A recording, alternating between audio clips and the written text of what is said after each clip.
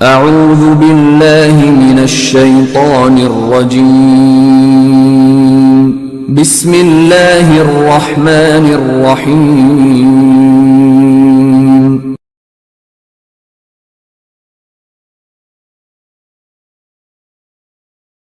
Assalamu alaikum. This is Sajid Lal from Qazi Grammar Boys High School, Lahore. Hope you're all fine and doing well at home. This is a new chapter, chapter number 4, reproduction in plant. Plant में reproduction जो है वो किस तरह से होती है, इस चैप्टर में हम पढ़ेंगे. सबसे पहले हम इस चैप्टर की आउटलाइन देखते हैं कि इस चैप्टर में हमने क्या क्या चीज़ें जो हैं वो डिस्कस करनी है. सबसे पहले हम रिप्रोडक्शन की डेफिनेशन के मुतालिक पढ़ेंगे. देन हम reproduction identify the different types and mode of reproduction. Reproduction की डिफरेंट टाइप और रिप्रोडक्शन होती कैसे है ये हम डिस्कस करेंगे. उसके बाद एसेक्सुअल रिप्रोडक्शन और उसकी टाइप्स के मुतालिक हम डिस्कस करेंगे. Then explain sexual reproduction in plant. Plant में सेक्सुअल रिप्रोडक्शन किस तरह से होती है. उसके बाद डिफाइन पोलिनेशन. पोलिनेशन की डेफिनेशन पढ़ेंगे. सेल्फ पोलिनेशन और क्रॉस पोलिनेशन के मुतालिक पढ़ेंगे हम. देन हम डिस्कस करेंगे explain the process of fertilisation. Fertilisation क्या होती है इन प्लांट्स. उसके बाद हम डिस्कस करेंगे list the various factors involve in seed dispersal. कि ऐसे कौन से फैक्टर हैं जिसकी वजह से सीड की जो है वो डिस्पर्सल होती है, मतलब सीड जो है एक जगह से दूसरी जगह पहुंचते हैं. Describe seed and fruit formation. किस तरह से सीड और फ्रूट बनता है, ये सब जो है हम इस चैप्टर में वन बाय वन जो है वो डिस्कस करेंगे. आज जो हम रिप्रोडक्शन की डेफिनेशन पढ़ेंगे और इसकी टाइप्स के मुतालिक हम रीड आउट करेंगे और लर्न करेंगे. Nothing lost for ever. कहते हैं कुछ भी जो है वो हमेशा के लिए नहीं रहता. दुनिया में जितनी भी जानदार चीज़ें सबको एक ना एक दिन मरना होता है. Every living organism has to die. हर जिंदा चीज़ को जो है वो मौत का जायका चखना होता है. However, life continues because all living organisms are able to produce their offspring.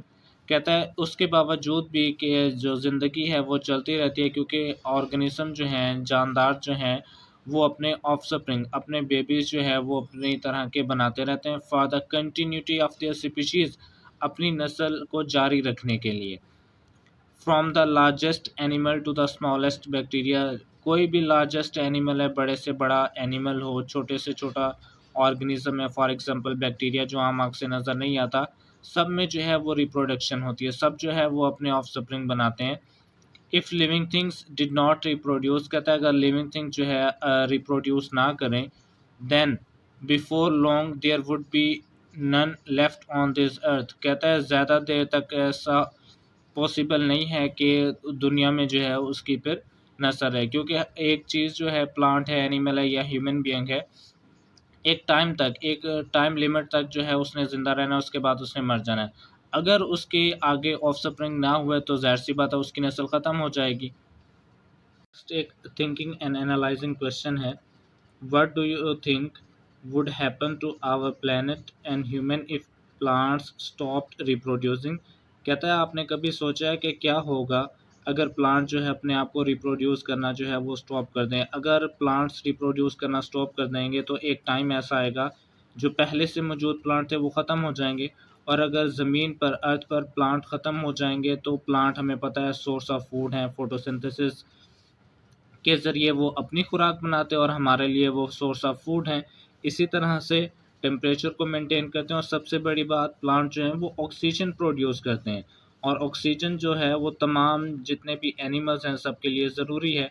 अगर ऑक्सीजन नहीं होगी तो कोई भी एनिमल जो है वो ज़िंदा नहीं रह सकेगा. तो इस तरह से कोई भी लाइफ जो है वो ज़मीन पर पॉसिबल नहीं होगी. तो ये प्लांट्स की अहमियत है. Make a list of your answer. इसके अलावा भी अगर आपके जहन में कोई और आंसर आता है तो वो आपने अपनी कॉपी पे उसको जो है वो राइट कर लेना है. रिप्रोडक्शन. शॉर्ट क्वेश्चन पूछा जा सकता है. Define reproduction. Reproduction is the biological process of producing new young ones. कहता है एक ऐसा बायोलॉजिकल प्रोसेस है जिसमें नए यंग वंस जो हैं वो प्रोड्यूस किए जाते हैं फ्रॉम पेरेंट ऑर्गेनिज्म. मतलब वालदैन से जो पेरेंट्स से जो बेबीज बनते हैं, इन प्लांट्स की बात हो रही है, उसको कहा जाता है reproduction. It is because of the reproduction that life continue from generation to generation. कहता है ये रिप्रोडक्शन ही है जिसकी वजह से जो लाइफ है वो एक जनरेशन से दूसरी जनरेशन तक कंटिन्यू है, जारी है। यहाँ से लेकर यहाँ तक आपको जो है वो डेफिनेशन याद करनी है कि रिप्रोडक्शन का मतलब क्या है। पेरेंट्स से जो है वो ऑफस्प्रिंग का बनना। ऑफस्प्रिंग का मतलब है उनके न्यू बेबीज जो न्यू यंग वंस है उनका बनना। ये सारा प्रोसेस क्या कहलाता है, रिप्रोडक्शन। यहाँ से लेकर यहाँ तक आपको इसकी डेफिनेशन याद करनी है। आगे हम पढ़ेंगे इसकी टाइप्स। टाइप्स ऑफ रिप्रोडक्शन दो तरह की होती है, एक होती है एसेक्सुअल रिप्रोडक्शन, दूसरा होता है सेक्सुअल रिप्रोडक्शन। एसेक्सुअल रिप्रोडक्शन में जो है एक ही पेरेंट से जो है वो न्यू ऑर्गेनिज्म, न्यू जो यंग वंस है वो बन जाते हैं। और सेक्सुअल रिप्रोडक्शन में दो पेरेंट्स इन्वॉल्व होते हैं, मतलब दो पेरेंट जब आपस में मिलते हैं उनके सेल्स, तो उससे जो है एक नया ऑर्गेनिज्म जो है वो डिवेल्प होता है। asexual and sexual reproduction is different in one important way। कहता है asexual और sexual reproduction एक important point है जिससे ये इनमें फ़र्क वाज़ेह होता है। sexual reproduction take place between two organisms। sexual reproduction में दो organism involve होते हैं, दो parents मेल और female, to allow mixing up of genetic material। और उनका जो जेनेटिक मटेरियल है वो मिक्सअप होता है। जेनेटिक मटेरियल क्या होता है इसको हम थोड़ी देर के बाद पढ़ेंगे। This bring variation with in the organism, जिसकी वजह से जो बनने वाला न्यू ऑर्गेनिज्म होता है उसमें वेरिएशन आती है, चेंजिंग आती है। Which means that offspring is a unique combination of genetic material. कहता है जिसका मतलब ये होता है कि ऑफस्प्रिंग जो नया बना है वो एक यूनिक कम्बिनेशन है जेनेटिक मटेरियल का। दो पेरेंट्स का जो जेनेटिक मटेरियल है उससे मिलकर जो नया ऑफस्प्रिंग बनता है उसका जो जेनेटिक मटेरियल है वो यूनिक कम्बिनेशन होता है, मतलब वो किसी दूसरे में आप उसको नहीं देखेंगे, किसी दूसरे ऑर्गेनिज्म में वो नहीं पाया जाएगा। यहाँ से लेकर यहाँ तक आपको जो है वो सेक्सुअल रिप्रोडक्शन की डेफिनेशन याद करनी है। In human no two people have the same genetic material. कहता है इंसानों में जो है ऐसे कोई आपको दो लोग नहीं मिलेंगे जिनका जेनेटिक मटेरियल जो है वो सेम हो। Only a certain kind of twins called identical twins have the same genetic material. कहता है सिर्फ एक ही ऐसी कंडीशन है जिसमें जेनेटिक मटेरियल सेम हो सकता है, वो है आइडेंटिकल ट्विंस, ऐसे ट्विंस जो बिल्कुल एक दूसरे जैसे हों। उसके बाद asexual reproduction। asexual reproduction however is simply a creation of carbon copy of an organism। asexual reproduction से जो ऑर्गेनिज्म बनते हैं वो हूबहू जो है वो अपने पेरेंट जैसे होते हैं, उसमें कोई वेरिएशन जो है वो नहीं होती, वो कार्बन कॉपी होते हैं अपने पेरेंट्स के। There is no change in the genetic material because उनका जेनेटिक मटेरियल चेंज ही नहीं होता, कोई कम्बिनेशन नहीं बनता। So in many ways the organism remains a clone of the parent. Clone कहते हैं एक ऐसा सेल जिससे सोमैटिक सेल जिससे पूरा ऑर्गेनिज्म जो है वो डेवलप हो जाए। मतलब प्लांट्स का अगर आप एक सेल लें, उसको जो है आप प्रॉपर न्यूट्रिएंट्स जो है वो प्रोवाइड करें, प्रॉपर कंडीशंस प्रोवाइड करें, तो उस सिंगल सेल से जो है आप पूरा जो है वो प्लांट बना सकते हैं। तो ऐसे सेल को जो है वो क्लोन कहा जाता है, जिसके ज़रिए एसेक्सुअल रिप्रोडक्शन जो है वो करवाई जाती है। इन प्लांट्स की बात हो रही है।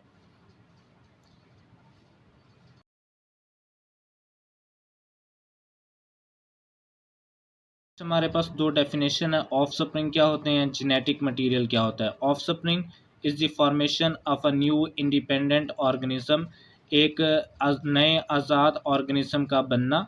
प्रोड्यूस बाय वन और टू पेरेंट्स ऑर्गेनिज्म, एक या एक से ज़्यादा पेरेंट्स से जो मिलकर बनते हैं ऑफस्प्रिंग।